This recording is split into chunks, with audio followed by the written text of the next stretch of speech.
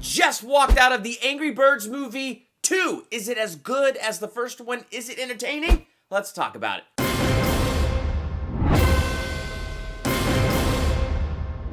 Welcome to Durbania. I'm Durbin, and this is my spoiler-free review for the Angry Birds movie 2. Was it a good movie? Was it entertaining? To both of those things, I'm gonna say yes. And I was a bit more surprised with what I got out of this movie, because I liked the first Angry Birds movie, but didn't love it. And so I didn't have the highest of expectations for this, but I went in and found myself laughing out loud more times than I thought I was going to, and I realized I was enjoying this more than I thought. So I'm going to give this movie a solid B. It's still not a movie that I feel like I have to own or that I'm in any kind of hurry to see again.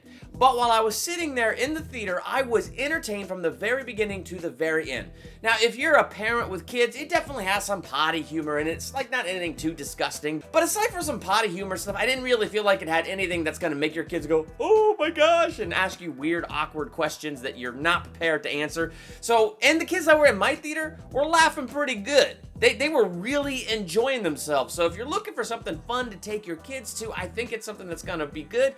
And as the grown-up, you're not gonna be sitting there bored out of your mind like, why do my kids have to like these type of movies? You will find yourself entertained as you watch this movie. Like I said, one of the scenes that had me absolutely laughing hysterically was when you had our main characters all dressed up in that eagle disguise, that whole urinal scene that you got in the trailer.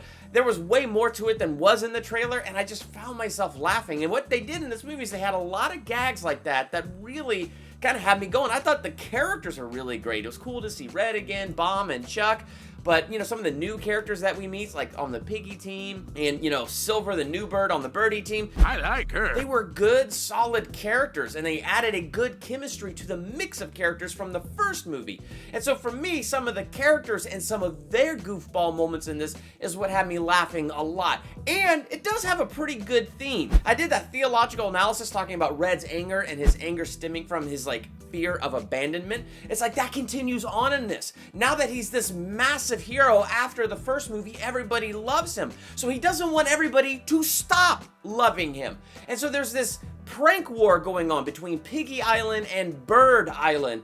And half the reason that Red wants the prank war to keep going on is because as long as it's going on, he's fighting for the island and he's a hero. But when a truce has to be made because the third island is found, Red is struggling a little bit because it was through this prank war and through everybody loving him because of it that he was really finding his identity. So now he's trying to puff himself up and look as big as he can so everybody would continue to love him through this next crisis, and his need to be liked and that selfishness kind of gets in his way and he stumbles over it through the main mission.